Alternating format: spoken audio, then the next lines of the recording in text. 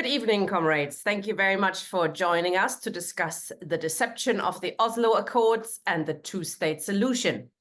Deception? Didn't the people involved get a Nobel Peace Prize? They did. In 1994, Israeli Prime Minister Yitzhak Rabin, Israeli Foreign Minister Shimon Peres, and PLO Chairman Yasser Arafat received the Nobel Peace Prize together, following the signing of the Oslo Accords, which were supposed to create peace in the Middle East. The European Union is another entity that received the Nobel Peace Prize. Barack Obama and my favorite, Henry Kissinger. So it's probably not saying a lot getting the Nobel Peace Prize. We're discussing the issue of the Oslo Accords and the two-state solution tonight with author and commentator Ghada Karmi. Hello, thank you very much for joining us. Welcome. She'll be giving an introduction of about 30 to 40 minutes, and then we're opening up for questions and contributions from the floor. We have to finish tonight's session a bit earlier by 8:20. So if you have questions or contributions, please keep them short and come in straight after the introduction by Comrade Karmi. So without further ado, over to you, Ghada. Thank you for joining us. Okay. Hello to everyone. And I'm going to be talking about, as Tina said, I'm going to be talking about the two-state solution and the Oslo Agreement, because I think these two topics are, one could regard them as being the precursors to creating the sort of environment from which the event on October the 7th took place. Now, what is interesting about October the 7th is that this operation by Hamas, which has been described in different ways, either extremely negatively, but also in terms of its significance, really, for what's going on in the Israel-Palestine situation and beyond, in fact. Now, one would have thought that the events of October the 7th should have led politicians to try and draw some lessons and correct lessons about the problem with Israel, the problems created for Palestine and the Palestinians. But what it did do was revive conversations about the two-state solution. It's really most remarkable, that the lesson learned from October the 7th was not, as one might have hoped, a re-evaluation of the whole story of Palestine, that led us to that point, and that led us to a very, very dramatic event. Instead of sitting down and asking the question, why did this happen? How did we get here?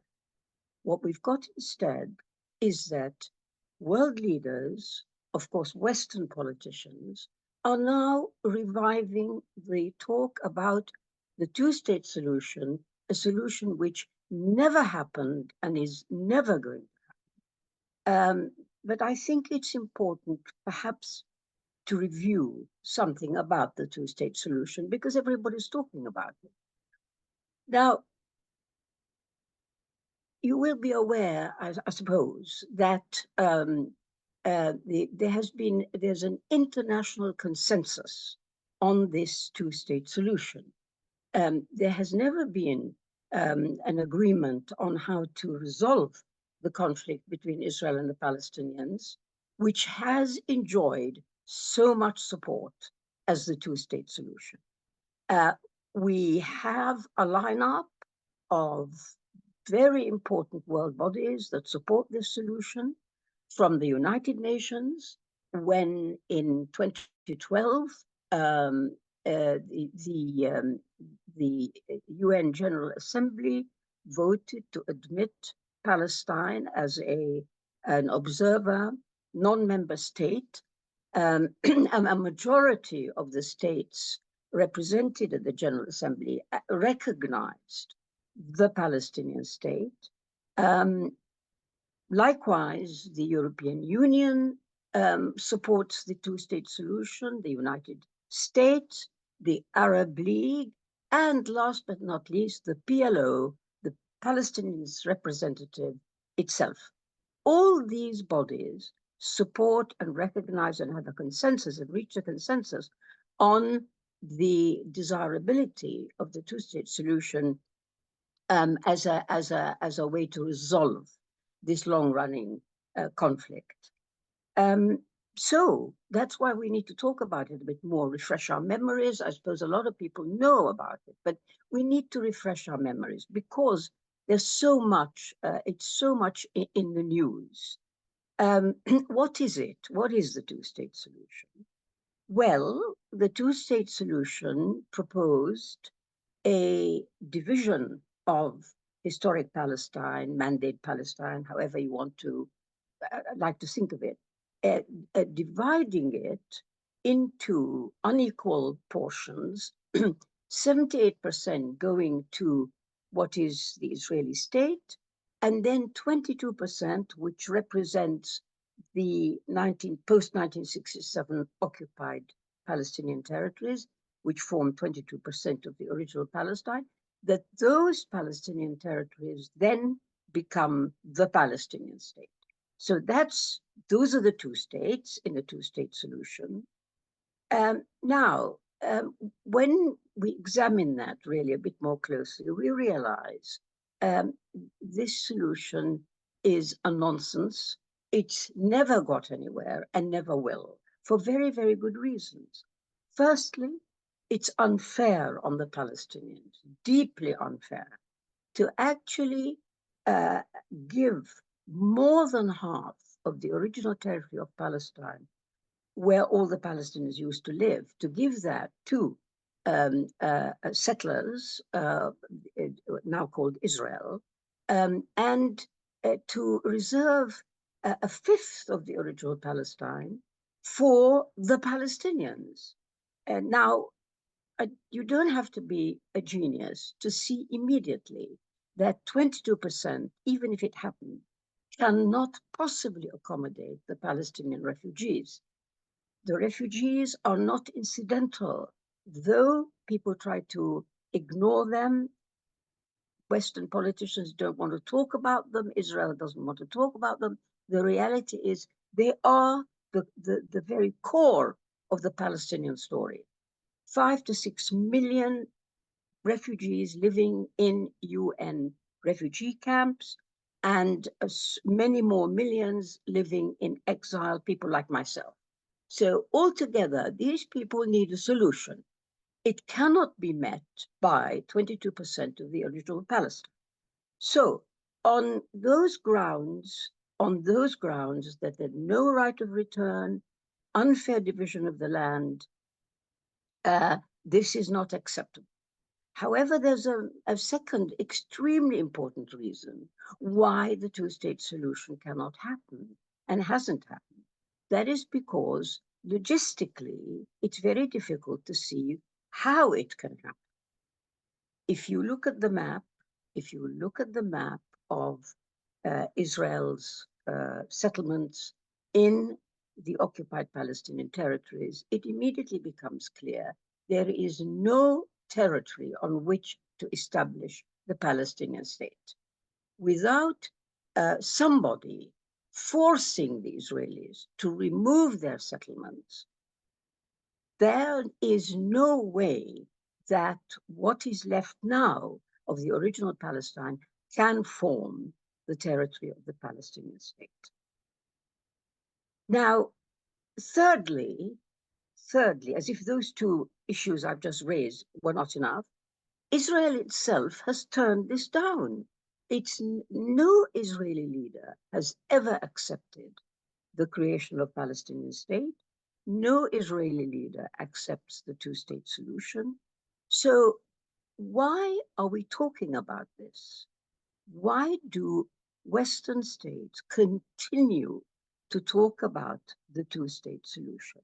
All right, well, let's just refresh our memories a little bit, because it's because of the importance of that's been accorded to this solution. We need to go back a little bit to see how it came about. Well, it really came about in a series of steps. The 1974 Palestine National Council, that is the parliament in exile, if you like, of the Palestinian people, in 1974, stopped talking about total liberation of the land and started talking about setting up an authority on whatever land was liberated. And in 1977, the PNC of that year confirmed that what would happen is that all land that was liberated would become something with a governing authority, a Palestinian governing authority. That's the earliest language in which the Palestinian state was spoken about. Saudi Arabia picked this up, and in 1982 produced a plan called the Fez Plan, which really was talking about two states. And from that moment on, the idea became familiar until the Declaration of Independence, so-called Declaration of Independence, which took place in the 1988 Palestine National Council meeting in Algiers. That declaration spelled out that there would be a Palestinian state on the 1967 borders, 22% of the original Palestine, and it was coupled with recognition of Israel. Those are the steps that led to the idea of something called the Palestinian state on the 1967 territories. And that, of course, formed the basis, the substrate for the Oslo Agreement. Now, the Oslo Agreement, and I apologize if people know all this stuff, but I think it's important to go over it again, even if you know it. In 1993,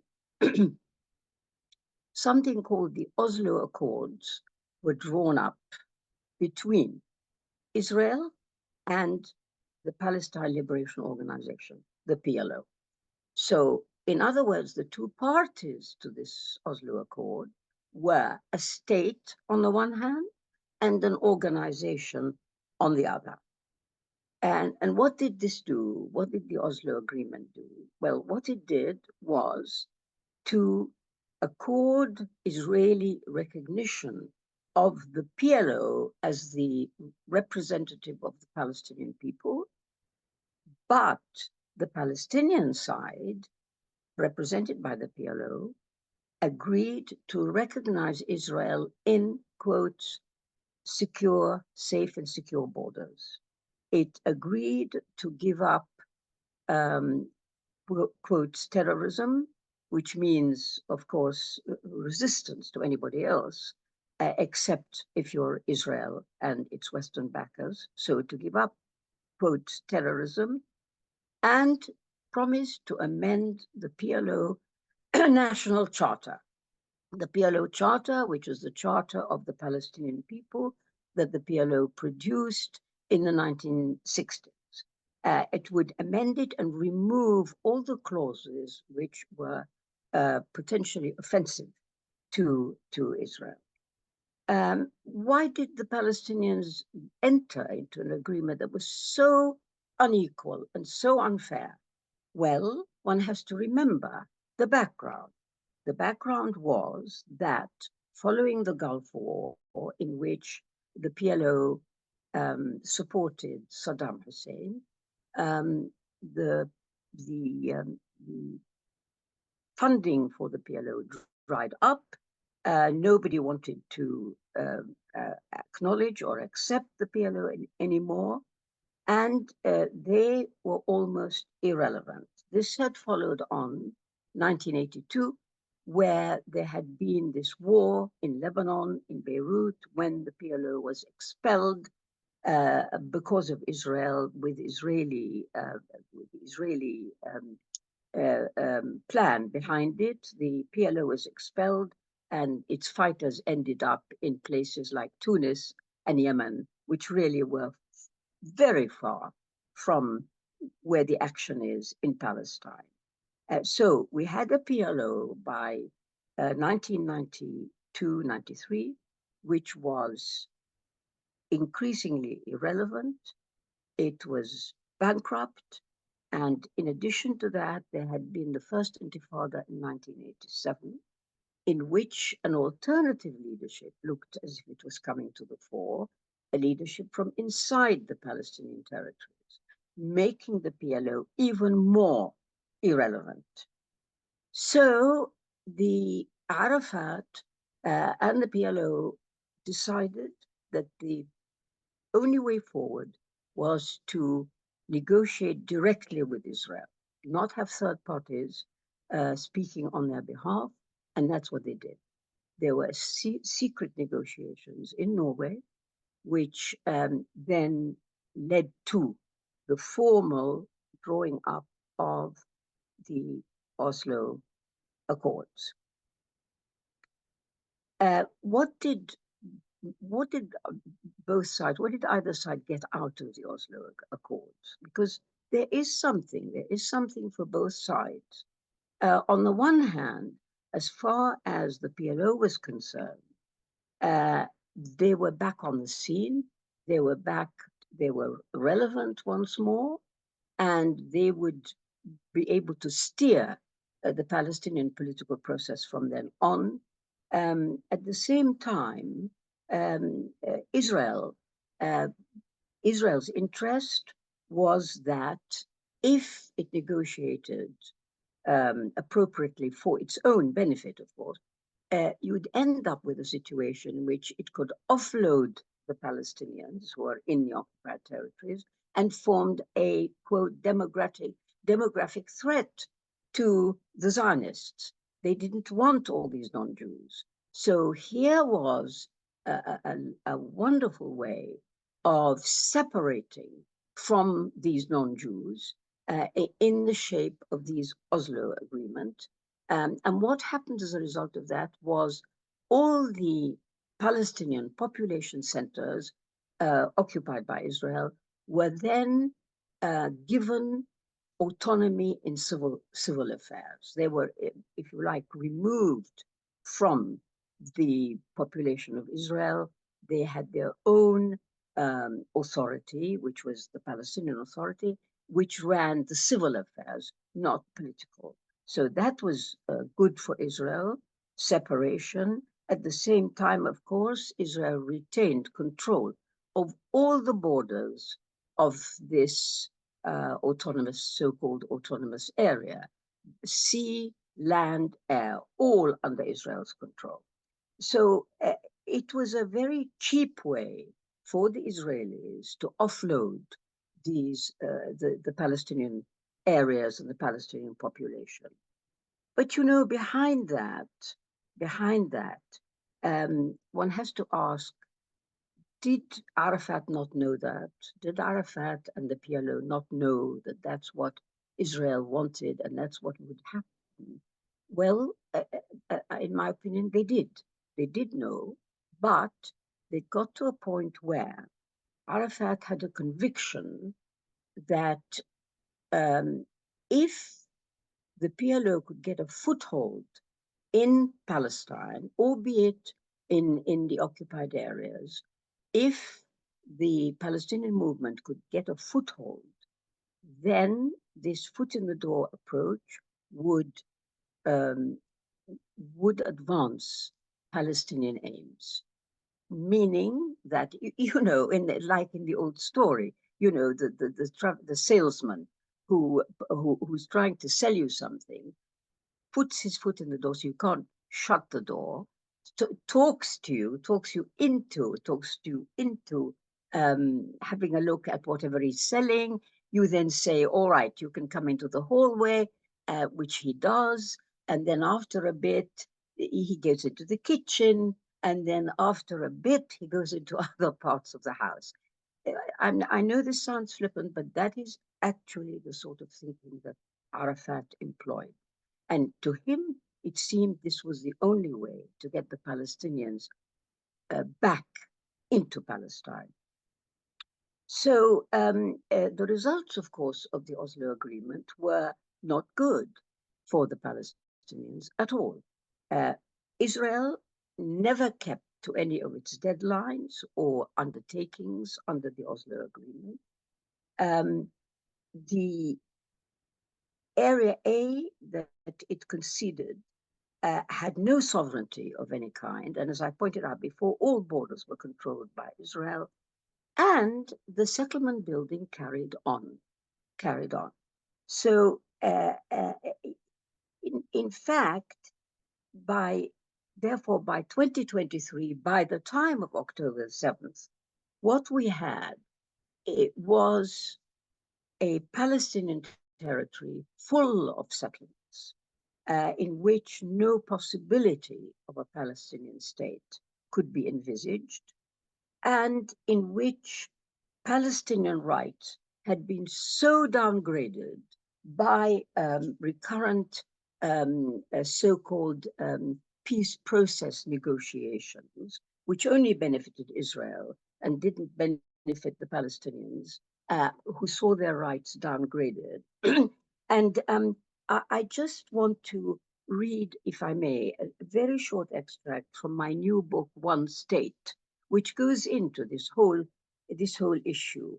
I just put it like this, that the Palestinian strategy in Oslo, I've described it as a despairing strategy to salvage something from which to regenerate the remnants of Palestine, even though the price was high. Without this sacrifice, it seemed to Arafat and his successors that Israel would finish what it has started in 1948, the destruction of the Palestinian people, the loss of the land that remained to them, and possibly their total expulsion. That matters should have come to this pass of a people forced to delegitimize their own national cause, renounce their legal rights, and recognize the theft of their land by others as legally and morally acceptable, as implied in Palestine's recognition of Zionism, is the stuff of tragedy.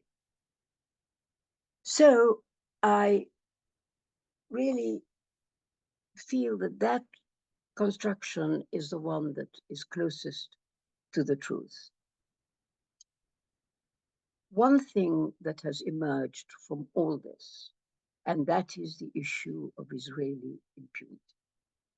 It has to be very, very clearly understood that the whole process of peacemaking, whether it's Oslo, whether it's two states, whatever it is, the flaw in it is that you've got asymmetrical parties where the power is on one side and not on the other. Secondly, that Palestinian rights, as I pointed out, had to be downgraded to make any kind of settlement possible. And thirdly, the thing that we really, really must never forget, and which helps us to understand the horrific events of today in Gaza, and that is Israeli impunity. The fact that Israel has been allowed to do all this to the Palestinians, to international law, and to any kind of understanding of human rights or even common decency, that is Israeli impunity. So I'm thinking perhaps it's best I leave it there. I'd be very happy to answer any questions. Brilliant. Thank you so much, Ghada. This was very, very well structured, easy to understand. Thank you for reminding us how the Oslo Accords came about. Comrades, if you have questions or comments, please click raise hand or put your questions in the Q&A and I can read it out for you. A couple of questions for you, Ghada, to get the ball rolling. Your solution, as your book implies, is one state with presumably rights for all, a democratic state, which opens up a similar problem, though, isn't it? When you mentioned the asymmetric issue, why would Israelis give up their privileged position and allow Palestinians to have equal rights? Could you just outline your solution to this problem, well, the situation, really? Yeah, look, because of what I have already said, I mean, any other idea of how to resolve this is really a non-starter. There is only one way forward, and that is indeed by the creation of a democratic state, which with equal rights, rights of citizenship, and equal rights in every other way. There is only that possibility. Now, in saying this, and I explain this in my book, I am not in any sense implying that the Israelis would accept this, that they would be happy with it, either the government or the actual population. And by the way, the Palestinians would find it quite difficult as well to live with their former oppressors and the people who usurped their land, etc. So it's not based on some idea of utopian friendship and everybody suddenly loving everybody. Of course not. It's really, if you like, it's a way of recognizing that there really is no other endpoint unless Israel gets away with expelling all the Palestinians, which it appears to be wanting to do currently, while there is a Palestinian population in historic Palestine. The only way forward, really, for those two communities is to learn to live together in a democracy where they have equal rights. They don't have to love each other, but in time, of course, people get used to a new situation. So I was so anxious to make clear that there really is only one trajectory, and that is what I've just described. We will be discussing this a bit more in 2 weeks' time when we have a round table with Moshe Machova, for example, who has a regional outlook. He says a socialist regional solution. But we also have Adam Keller from Israel, from a peace group in Israel, and he's got a two-state solution. So we will be looking at this again and looking at the different solutions being put forward. It is clearly a hugely distressing and complicated situation, in the sense that you describe the settlements make everything very, very difficult to split into areas. I'm going to ask comrades now to come in. I'm suggesting I take 2 or 3 at the same time, and then you can reply to them if you are able to, because we've got quite a lot of people with their hands up. There's 140 people have been in the meeting, which is very good. Thank you very much, Ghada. Very interesting analysis. So my first question is about the role of the Arab states, and particularly, I think, the role of Jordan and what happened there, because I'm not very clear about those early days of 1948, when I think Jordan was in charge of the refugee camps after the Nakba. Secondly, what happened to the idea of Arab socialism? So what we are seeing now, that it was left to South Africa to take Israel to the International Court of Justice, and not Saudi Arabia or any of the other Arab states. And in fact, it appears that Saudi Arabia is actually on the side of Israel and not on the side of the Palestinians.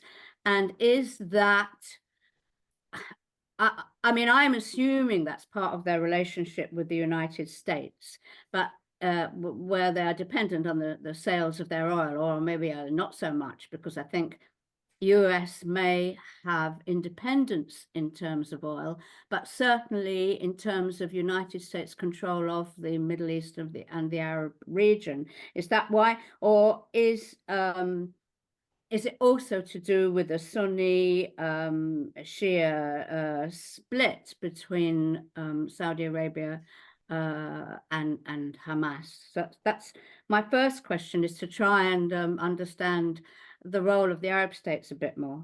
And my second question is actually to do with what I understand to be Moshe's position. And I don't know if you want to discuss that now or in a couple of weeks.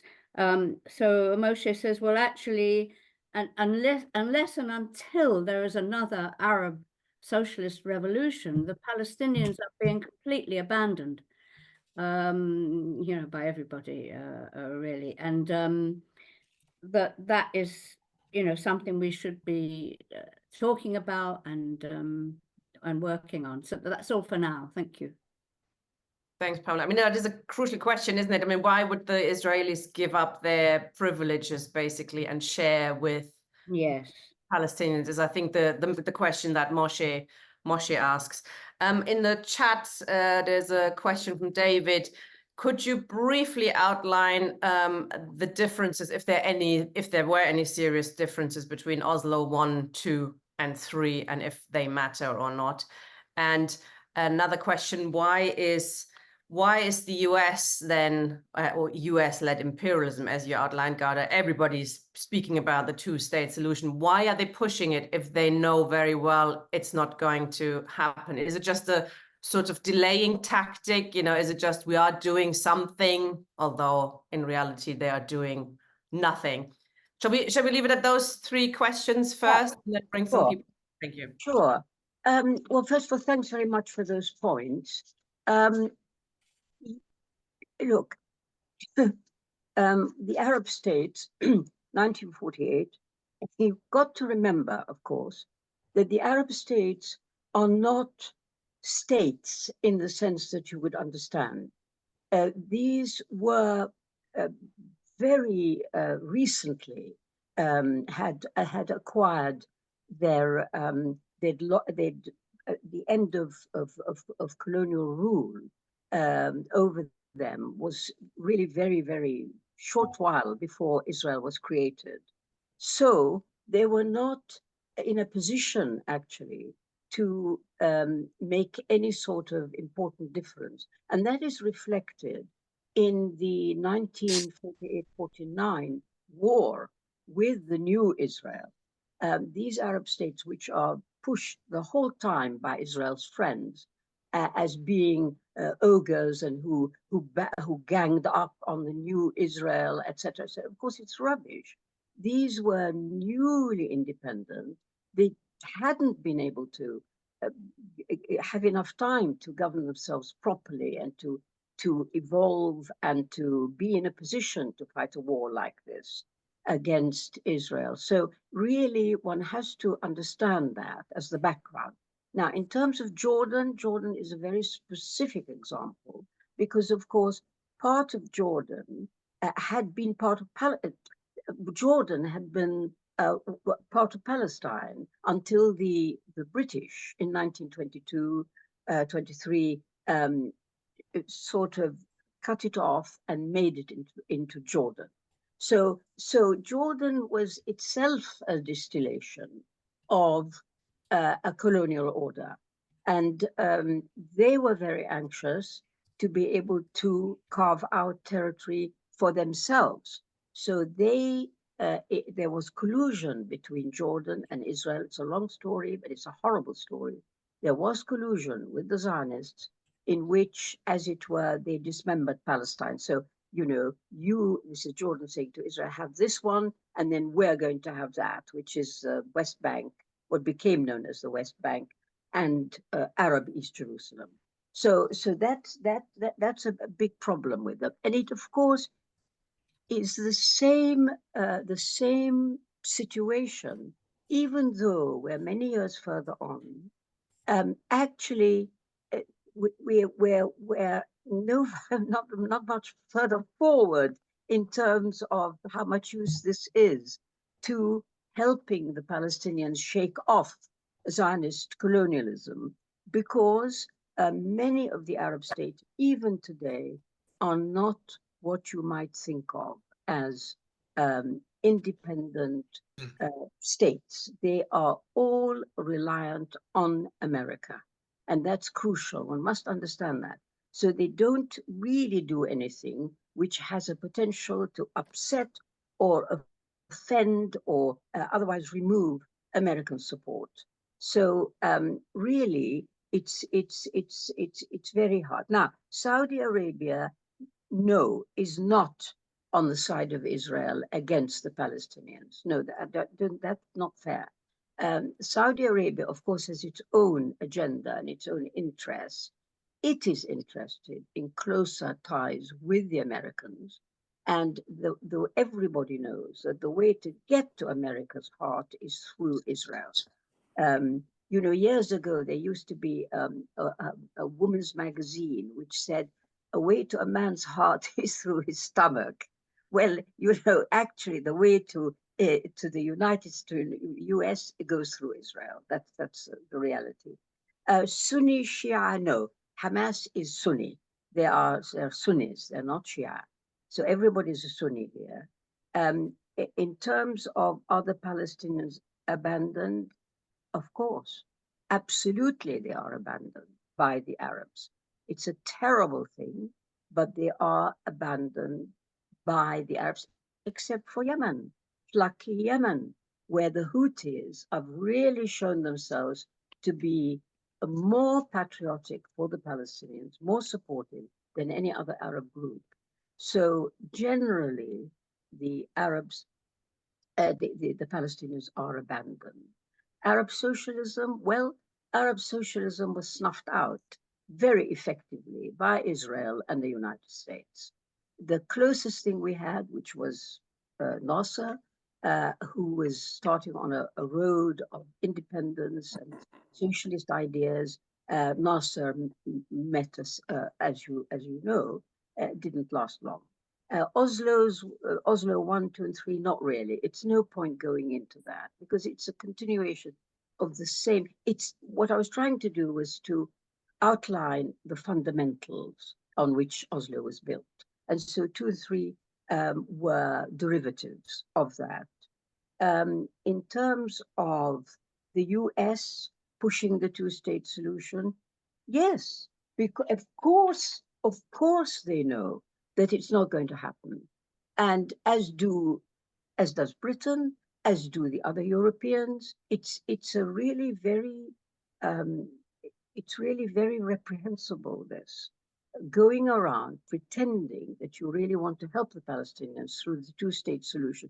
They know it's not going to happen. They know better than me the kinds of things that I was putting to you as obstacles to the two-state solution. However, it's a very good panacea because when you produce it, it makes the body that is putting it forward, it enables them to play the part of, on the one hand and on the other hand, you know, we support Israel, but we haven't forgotten the Palestinians. That's why we support a state for them, their own state. It's cynical, that's in my opinion, it is cynical, and it has to be called out for what it is. It's a bluff and it's a lie. Yeah, thank you. Matthew, let's try you again. I think your microphone works now. Yeah, is it all right? So that's okay. Right, no, I mean, I think you're right. I mean, the problem really here is the US. I mean, the US has said that it's actually passed a law in 2008 saying that Israel must have the military ability to defeat at least two of the local states, and it will supply huge amounts of weaponry. I mean, the current assault on Gaza is entirely supplied by Joe Biden, who supplied 10,000 tons within the first few weeks, a couple of months. Including most of the ammunition that's been fired at Gaza has been supplied directly from the US. And this, of course, is, as you say, also, of course, extends to the all the local states. I mean, the Gulf kingdoms, I think Qatar and the UAE were found to be trying to run a road supply network to Israel via Saudi and Jordan, which has stopped, obviously was the news to the Jordanian masses who tried to get it stopped, obviously. But I mean, these people have zero interest in Palestine or Palestinians. And the problem is also, of course, many of the settlements in the West Bank are actually financed directly from the US and have even US citizens engaged in running them. So, I mean, it potentially locks into that, the actual imperialism itself. And so, I mean, really, the solution, if you like, is not local. The solution actually is in the US, which is why the current protest movement is so encouraging. That actually Jewish youth, in particular Arab youth and so on in the US, are now protesting in great volume against this. The fact that the US is actually itself running a genocide. The other thing, of course, they've done is that they've moved a resolution in Congress to try and take reprisals against the South Africans for having the temerity to raise the question of genocide against in the ICJ. So, because obviously South Africa has a free trade arrangement with the US, and they said, well, okay, seeing as you've embarrassed us by this, effectively, because obviously when they charge Israel, they are charging the US. It's the same, it's virtually the same thing. That we will cut off your trade access. So all these things are interconnected. So yes. Thank you, Comrade. Malcolm, please.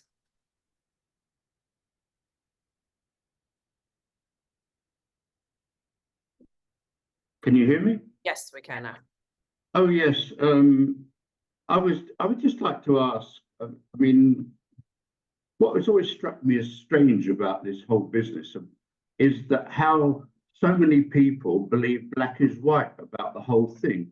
I mean, I think there's very little doubt that what people call Israel is in fact a terrorist state, and the people who are in charge there are by any yardstick criminals, without a doubt.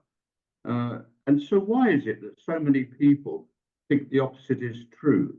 I mean, it goes way back. I mean, the whole Balfour Declaration and the recognition of so-called Israel by the Americans was all based on anti-Semitism, because as far as I know, they thought this was an excellent way of getting rid of or solving their Jewish problem. So why are these sort of quite basic facts sort of so hidden in everybody's even ordinary conversations with people I have? I mean, I don't even talk to people about Gaza or anything anymore because people are so badly informed about everything that it's just extraordinary. And as for the Arab states, I mean, the huge demonstrations we've seen show that the people in the Arab states certainly don't support the line of their leaders. But another interesting question is, why is what I suppose you could call an Arab state actually a sort of dictatorship? I don't think there's a single thing that couldn't be called dictatorship. I mean, it seems to me that the Palestinians are sort of almost irrelevant to this because they were just in the way and just got bulldozed out the way by the Zionists. I mean, that seems to what happened, and nobody seems to have noticed this. And so everybody goes, oh, the bulldozer driver has got all the rights in the world. And it seems to me that where the Palestinians lost out is they weren't any good at propaganda, whereas the Zionists were absolutely brilliant at it. And they still are brilliant at it.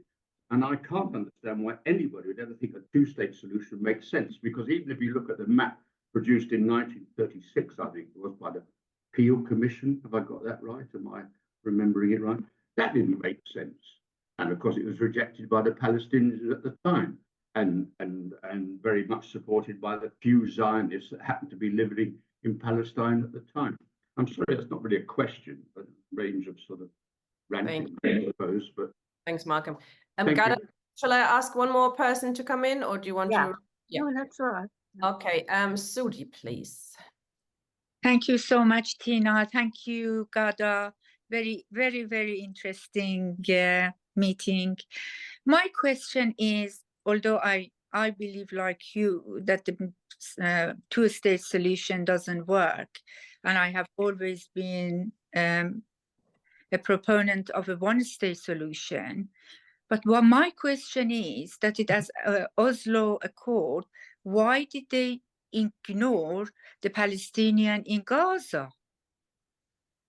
Why would they, were they thinking, why PLO didn't do anything about the people in Gaza? Because if you ask about the Palestinians, they would say, okay, two-state, three-state solution it should be. One Israel, one the West Bank, and the other one Gaza. So if you could kindly respond to me. Thank you, Suri. Ghada, do you want to reply or one more? Shall I reply to? Yeah, best, I think. So far. to me. Okay. Well, look, first of all, in terms of the United States being behind all this, and really, if you want to solve the problem, you have got to deal with the United States. I think there's a lot of truth in that, because the reality is that in one way, you can regard Israel as a settler colony set up by, first of all, by Britain, but then very much by the United States, but maintained by the United States, as a key part of its strategy in the Middle East, so that there is a sense in which Israel is the local agent for US imperialism. And that's a well-known analysis and description of Israel's role. Now, in that sense, you can understand that the United States, having maintained this settler colony, feels it's very important for the US to maintain this state, not as a member of the other states of the region, but one with, quotes, a military edge. So always from the beginning, when Israel was being armed by the West, they armed it with the aim of making it militarily superior to the people around it, which is a big giveaway of what Israel was there for. And so that is certainly true. Now, in terms of South Africa, yes, I can see which is clear, that South Africa exposed this whole rotten setup by going to the International Court of Justice and raking over all the details and making them clear and publicizing them. It's a very, very big embarrassment for the United States and the West, because that's what's behind Israel's genocidal activities, the support it receives from the West. So South Africa, it's much easier to try and shoot the messenger, as is usual with Israel's friends. You shoot the messenger and you don't bother about the message. So that is spot on. Now, in terms of Israel, a terrorist state, and so on, why are people fooled? And these Arab well, first of all, the Arab populations do not agree with their own rulers. They have supported the Palestinians all along, and particularly now. So there is a complete disjunction between the Arab populations and the leaderships. Why are they dictators? Because it's very important for the West. Because if you encourage and support and arm a dictator, and make sure that any local resistance among the people is suppressed by secret police, etc., you maintain states in a strategic area which are subservient to you. So that's why, so many of these Arab states are not what you might think. They really are subservient to America, and are in position and in power because of America and because of American support. Now, in terms of propaganda and your question, which was why are people so fooled? Well, you know, we have to actually recognize that the Zionists are very, very successful, very clever, and very successful at manipulating public opinion. And one really does need to understand that. They work at this day and night. It's not something that even a moderately better equipped group than the Palestinians, you can't fight it. They are past masters, and they have, I mean, I could do a whole lecture on that, because they've set up, first of all, they set up the whole background and the whole context in which you are encouraged to think, which is that from biblical times, etc., that this is their land, etc., and that unfairly and tragically local people are nasty and perform terrorist acts against them, and it's all done very cleverly and consistently, and so you end up with either you don't understand anything about it, or you have to take the pro-Israel line, because that's the one that's pushed all the time.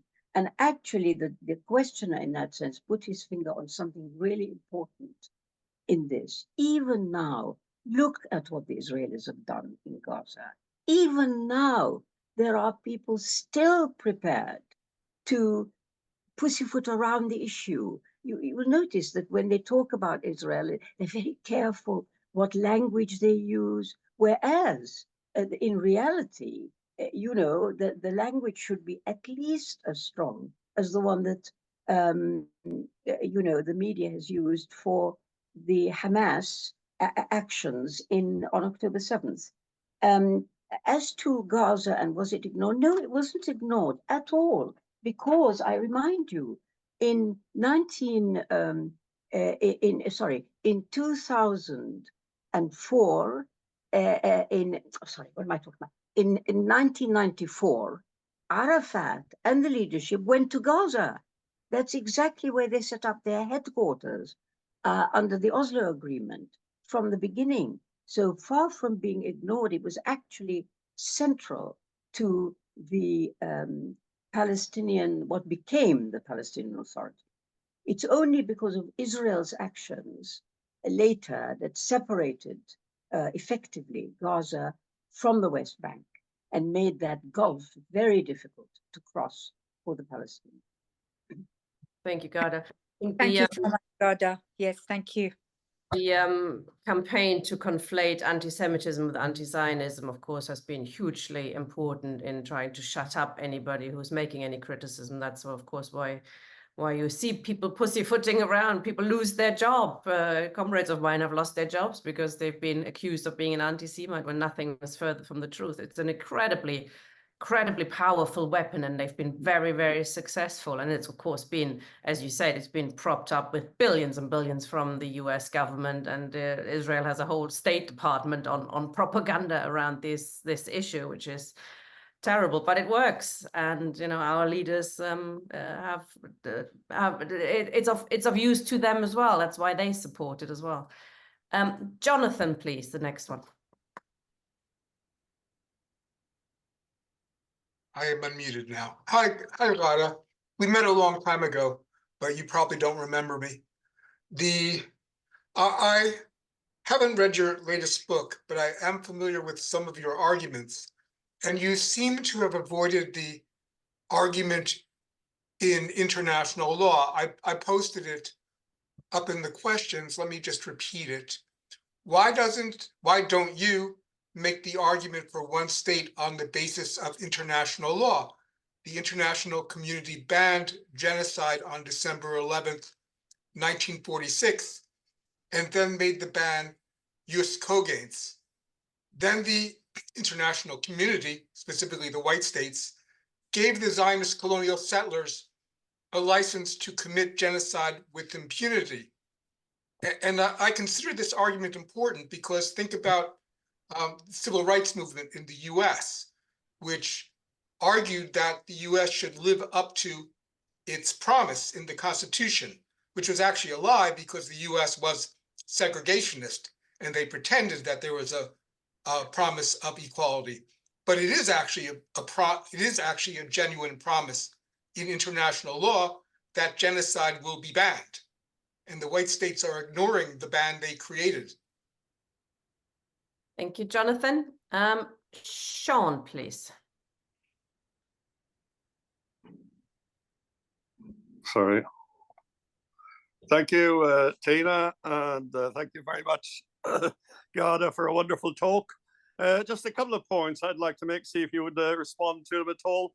Back in 2005, you remember when they removed 9,000 Jews from Gaza, and the uproar over that. So one can imagine like what the uproar would be like when they tried to remove 750,000 settlers from where they're settled now. And these are not very nice people, like, you know, like most of them are Eastern European. So where are we going to put them? In Utah or some such? That's probably anti-Semitic to say that. Like, the other point is that Oslo, like just about every other peace negotiation coordinated by the USA, from my understanding of it, the agenda was agreed between the USA and Israel. There may have been some sort of an early negotiation, but the final agenda was between Israel and the USA, and the Palestinians were sidelined on that. So hence, whoever sets the agenda effectively wins the game. Thank you very much. Thank you. Okay, Ghada, I think maybe you want to reply to those. Yeah, two? sure, sure. Look, the point you make about international law is actually very important. But I can point you to something in international law which is even more, should be more effective, if at all possible, than genocide in terms of Israel. I'm talking about in relation to Israel. And that is a little commented on fact, which is that Israel was admitted by the General Assembly to membership in 1949, and it did so on the basis of Israel abiding by UN resolutions, which they spelt out, which included Resolution 194, that is the one on the return of refugees, and it included other provisions that the UN General Assembly insisted that in order to become a member of the UN, you had to actually say and undertake to support those and comply. Now, it has been very much a thought, certainly on my mind, and maybe others, that really Israel has shown itself not to abide by the terms of its membership, and therefore should no longer be a member state.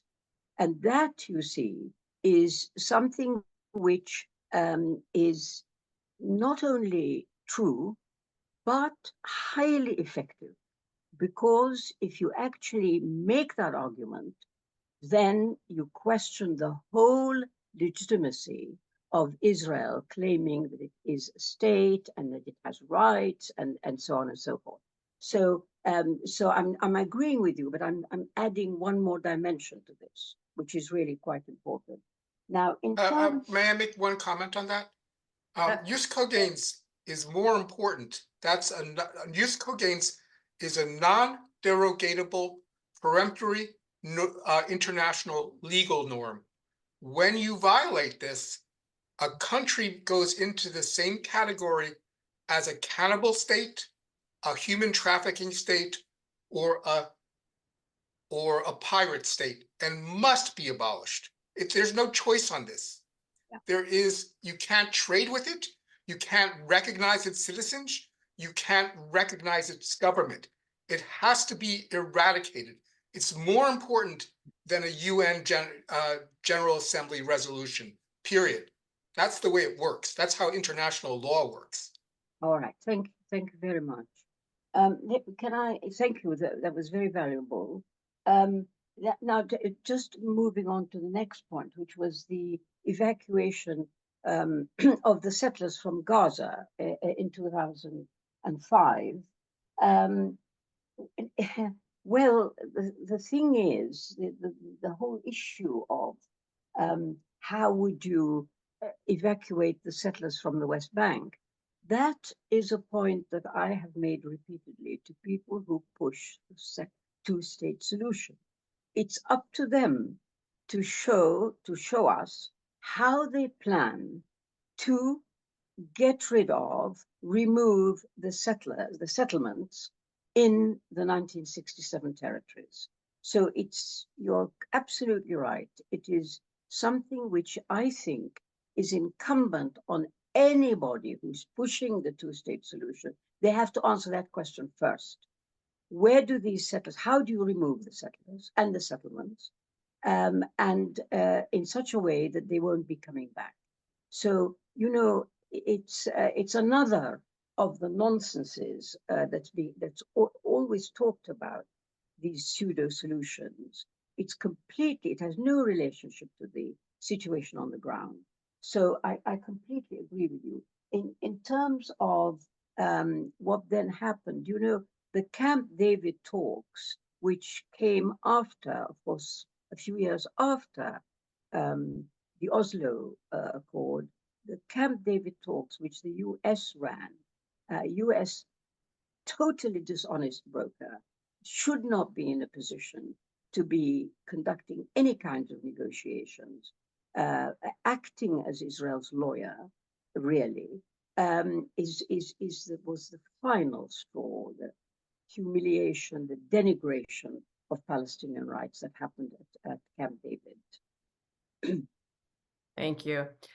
Just a quick follow-up question. I mean, on the international law, that is interesting. The case of South Africa is very interesting because it's obviously harmed Israel, and you know they've had to walk a tightrope there and say, you know, weasel its way through a bit of criticism. It's been extremely harmful to Israel. But in general, if we look at United Nations, I mean, Israel has been in non-compliance since 1948.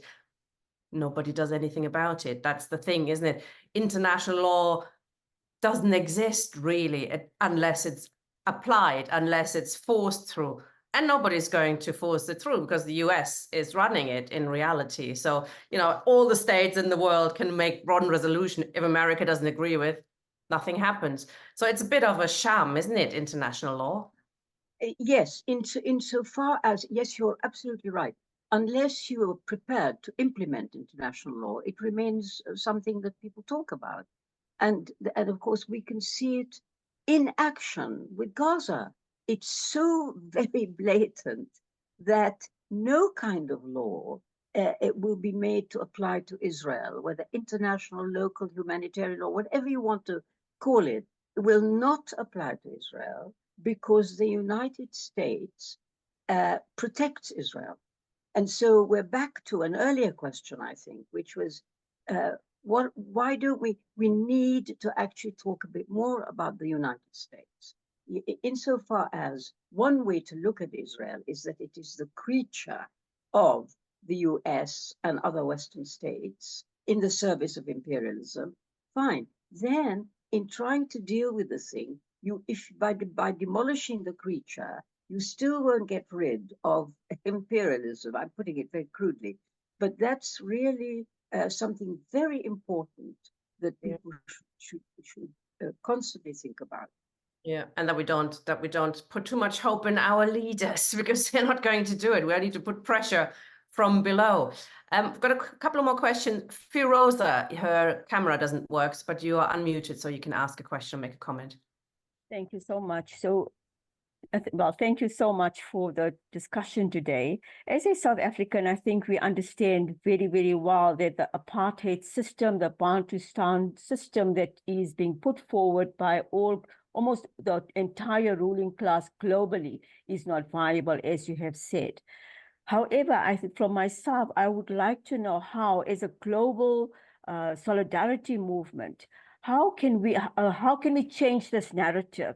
Almost every media is talking about the two-state solution. Even I think most of the ruling class or states do not understand that the two-state solution is not viable. They do not understand the current situation. They do not understand that what does it mean for the illegal settlers. They do not understand there's an apartheid wall. It needs to be dismantled, or the checkpoints need to be dismantled. They do not understand the situation. But this narrative of a two-state solution is becoming louder and louder by the minute. We see it on every media outlet. So the global solidarity movement needs to start changing this narrative. We need to talk in every corner, every country, start changing our governments, start making them understand why it's not viable and what those one democratic state means and why that is the only possible solution. So my ask very much to the panel here is, how does the global solidarity movement come together on this point?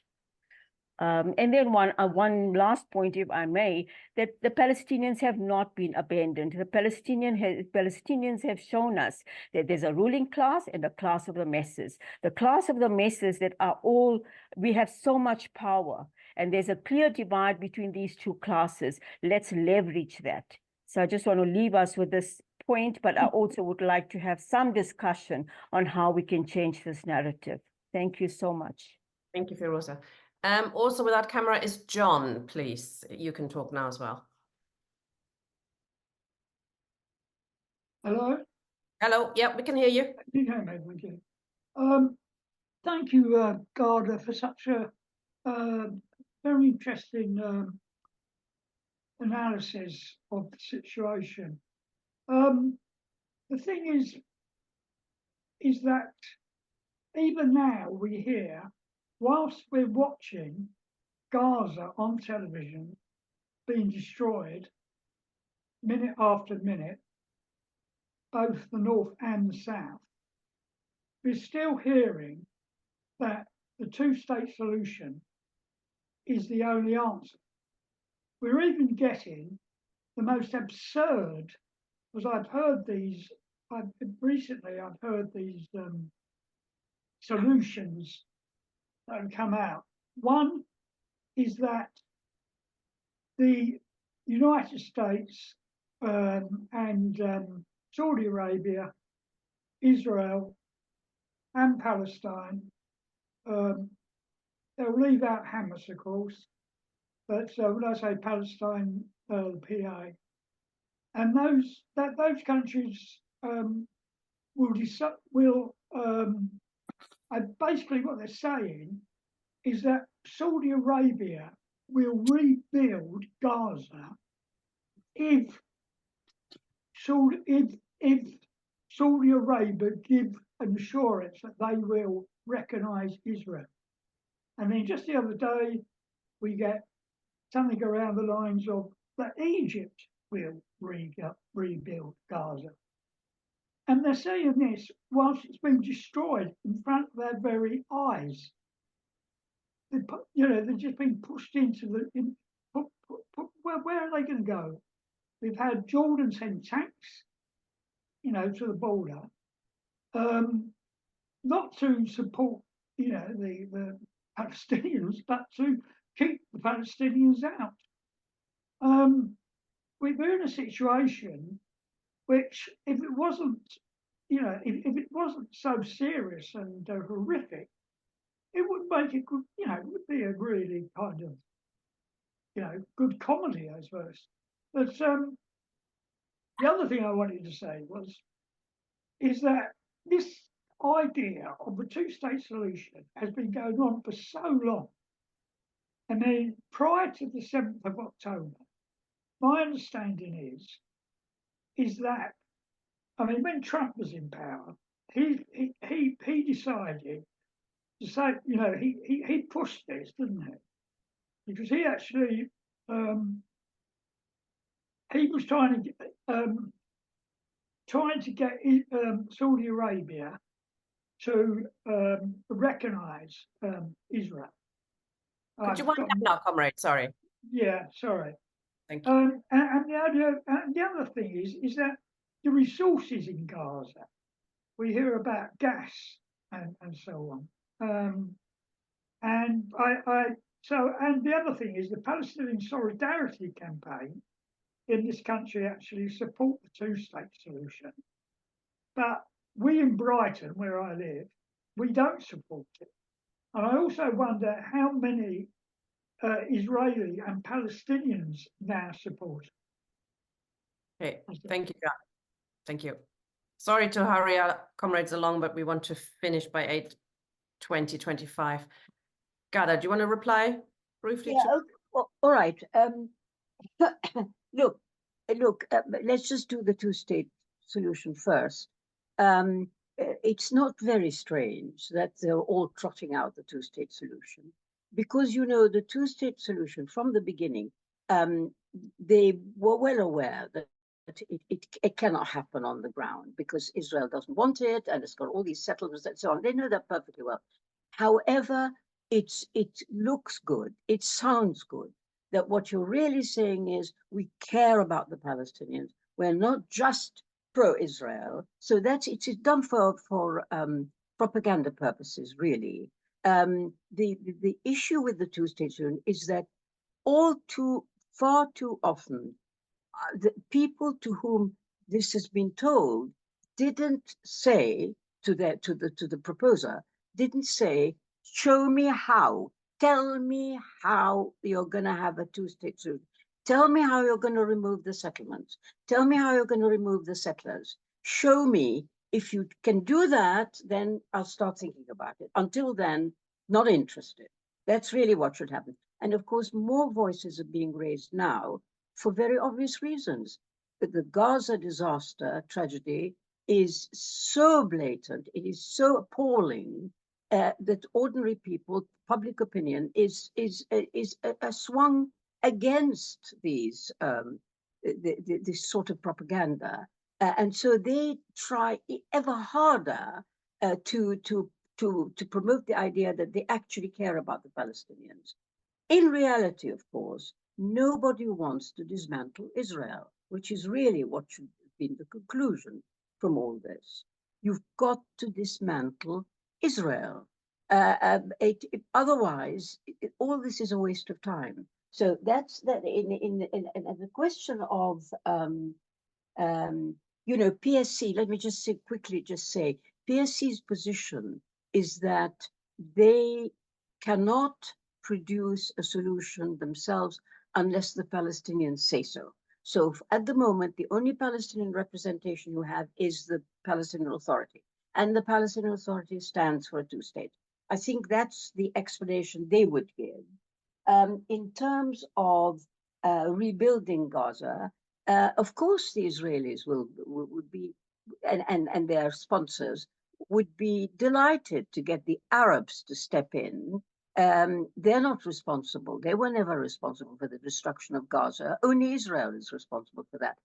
But how wonderful it would be if the Arabs would step in and foot the bill. Well, I can only tell you that it's not going to happen, because the Arabs are well aware of all this, and they are not interested in coughing up.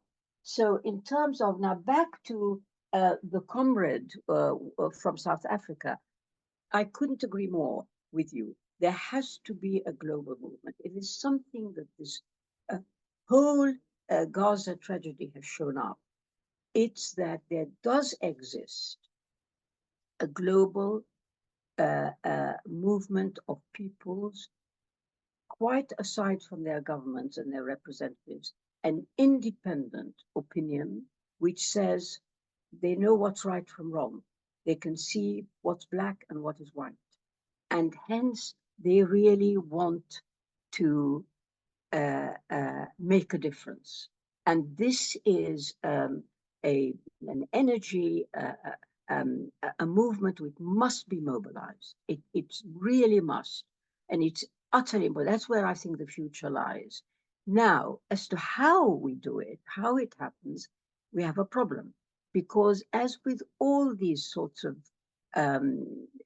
spontaneous reactions and by ordinary people, you you need a leadership. You need a leadership and you need an idea. Now, I'm very happy to say that the idea has to be one democratic state, which dismantles Zionism and apartheid and so on. That's the idea. Now, how you have a leadership, you must get a leadership, because you yourself know, comrade, don't you, from South Africa, you had an African National Congress. The anti-apartheid movement didn't just do its own thing, irrespective of nothing. They knew that there was, and they followed a leadership in South Africa. It's a great tragedy that the Palestinians don't have anything comparable at the moment. Well, I mean, they're battling for survival as well, so it is very hard to fight politically when you don't know, you know, where you get your food, where you're going to survive tomorrow. It's a very horrific situation. We had a question actually in the chat early on. Is there a sort of, you know, apart from for Hamas, maybe, is there a leftist revival of some sort, or is that really impossible at the moment in Palestine, within Palestine, to provide that kind of leadership? No, it's not happening. It's not possible, because we are at a slightly earlier stage in this struggle. That's the stage of survival. Literally, people are terrified. They think, they believe that Israel's agenda, and they're quite right to worry about that, is to expel them. That's really what it's about. So their first concern is to stay on the land. And that's why you see that amongst the poor people of Gaza, who have nothing. And yet, you know that they're all saying, we don't want to leave. They don't want to leave. So it's the same fear. You know. I mean, for us, of course, here in the West, I mean, the BDS movement has been very successful, which is, of course, part why Israel is being quite so hard, perhaps because, and with the anti-Semitism smear campaign, the success of the BDS movement had something to do with that. So that's something we can support, but it doesn't go that far. We have two more questions. I wonder if you can squeeze them in. Comrades, if you can keep it very short. Steve, please. Thank you, Tina. Just hold on a second when I put that. Thank you, Ghada. I read your book and it's very informative, and I enjoyed reading it.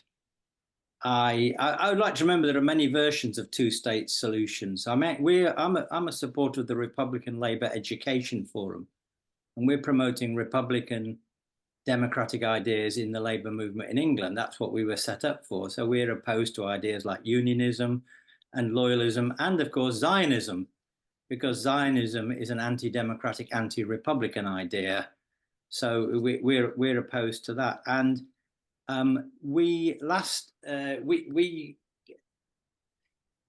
this whole thing about the two-state solution,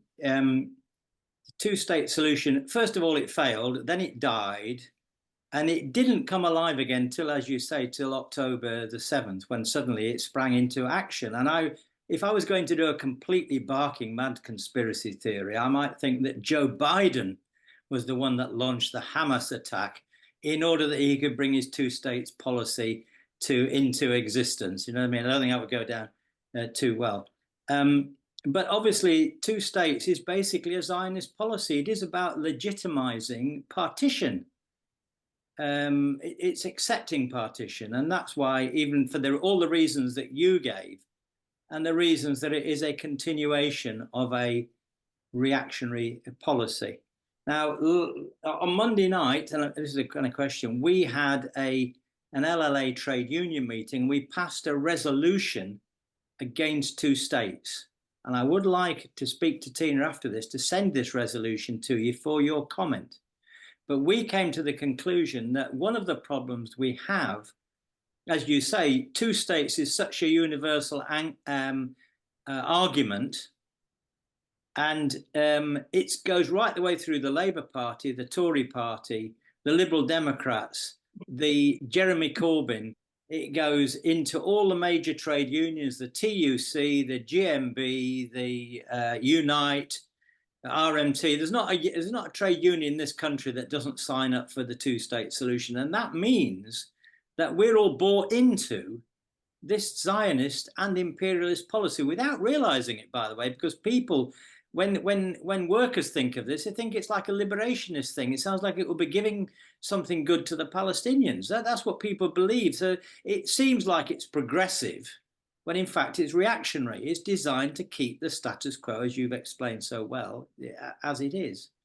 Now, of course, if you're going to say, well, we've got to fight against the two-state solution in the labour movement, in the Labour Party, in the trade unions, you've obviously got to think, well, what's the alternative? Because people will ask you. So we have an idea which is not quite the same as yours, but it's similar, i.e., I'll finish on this point, 2 nations, 1 state, 2 nations, a federal, democratic, secular Republic of Israel and Palestine. Now, that's, I think in your book, that would be binational, but I think that ought to be considered. It's only a version of binationalism, really, but I think it's a democratic version of binationalism, because I think some of the binational ideas are not very good. But one that's based on a democratic secular Israel and a democratic secular Palestine in one federal republic, I think to me is the way forward. Thanks. Jerry, as the last speaker, please. Sorry, you need to unmute yourself.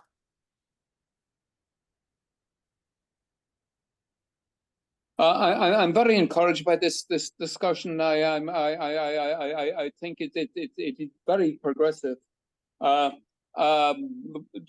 Just a few points. I do think that the initial UN resolution that set up the State of Israel allocated something like 57-43 between the Jews and the Palestinians, although obviously the Palestinians were the vast majority at the time. And I think the 80-20 is the 67 version of what was left. The other major point I'd want to make is getting rid of the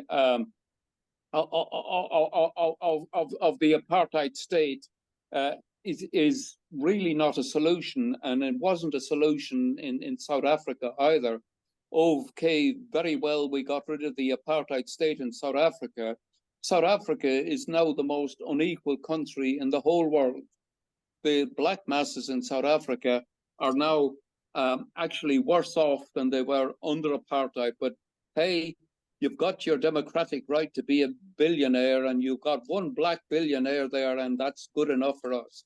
So, and the Hamas have some millionaires themselves in exile. So, I'm for a multi-ethnic worker state there, which can only come about through revolutions in the Arab states. They will have to overthrow the Israeli working class themselves.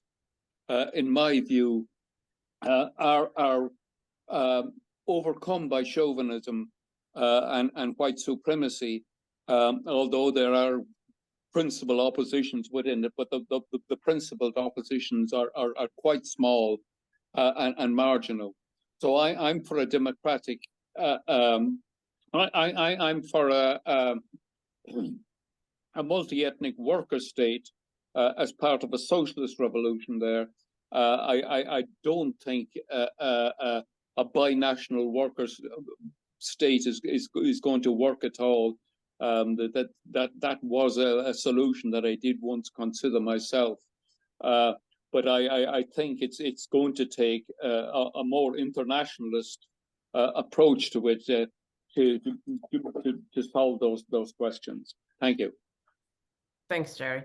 Ghada, when you're replying now, it'd be great. You could also sum up the discussion, perhaps, if there's anything you'd like to say to bring this meeting to a close. That was the last contributions from the floor. So over to you. Right. The question about Zion, the first thing was about Zionism, and it was 2 states or partition, a Zionist idea. Look, very early on in the 1930s, the Zionists, which were they were a minority in the country, and they were settlers. They were people who'd come in from outside. were desperate to get some kind of recognition or legitimacy. So partitioning the land in those days was something very positive for the Zionists. However, since that time, and since we got a state of Israel, Zionism does not actually wish to partition the territory. It should be clear by now, having looked at what's happened after October 7th, it should be clear.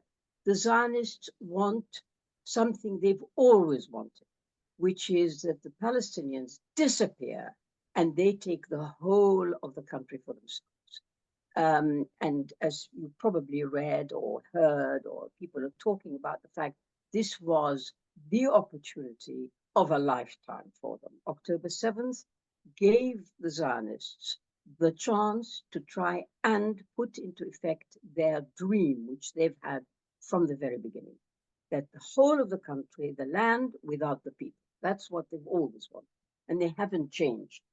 So I would say that that is something that's quite important to remember. Now, I think you talked about